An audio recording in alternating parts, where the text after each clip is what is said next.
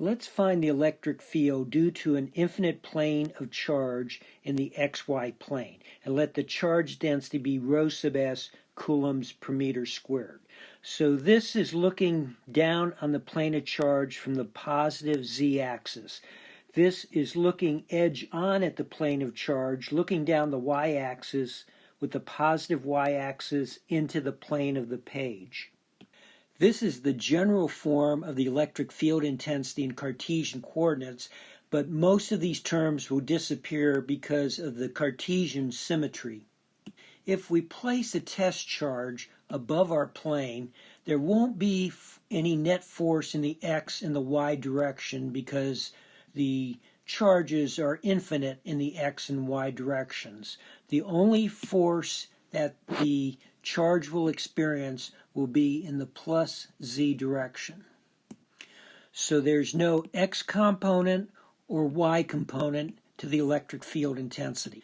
If you move the test charge just in the x direction, the force will not change because the infinite plane of charge still looks the same below it.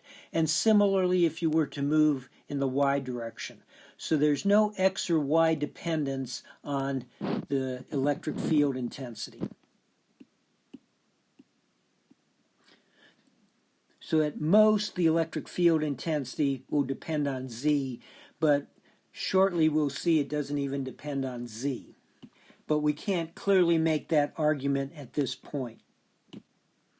You have the same situation for z less than 0, except that the direction of the force is flipped. It's now in the minus z direction.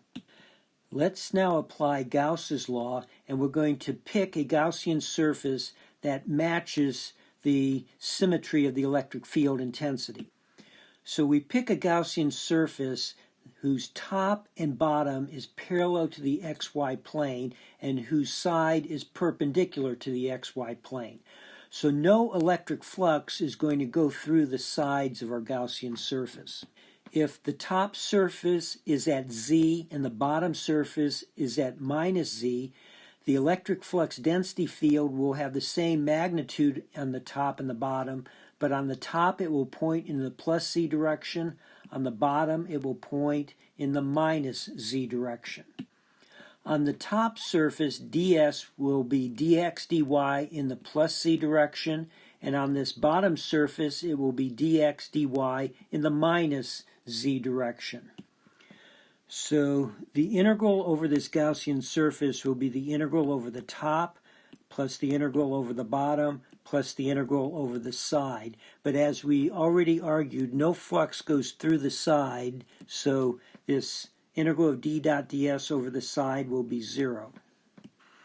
Let's give a surface area here of S for the top and bottom surfaces. The charge enclosed will be the area of this intersection of our Gaussian surface with the xy plane times the surface charge density, and that will equal rho sub s times s. So over the integration on the top for d, we make this replacement. For ds, this replacement. For the integral on the bottom, for d, this replacement. And for ds, this replacement.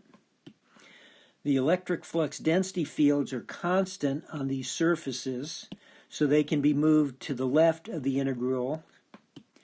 The az dot az will just be 1.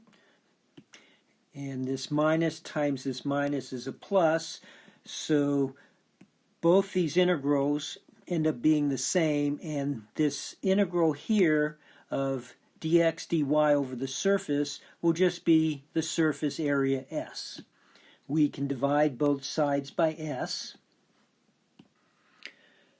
Solving, we find that the electric flux density field at location Z is rho sub S over 2. And we see it does not depend on Z. Z could be 1 meter or it could be 10,000 kilometers. You would have the same electric flux density field. So when Z is greater than 0, the electric flux density field is rho sub S over 2 in the plus Z direction. And when Z is less than 0, the electric flux density field is rho sub s over 2 in the minus z direction. And this result should make sense to you.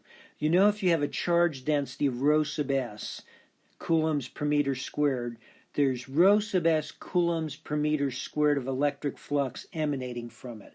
And if you have an infinite plane, half of that electric flux will emanate in the plus z direction and half will emanate in the minus z direction. So you should have this mental model now that if given an infinite plane of charge, you can essentially just write down the electric flux density fields.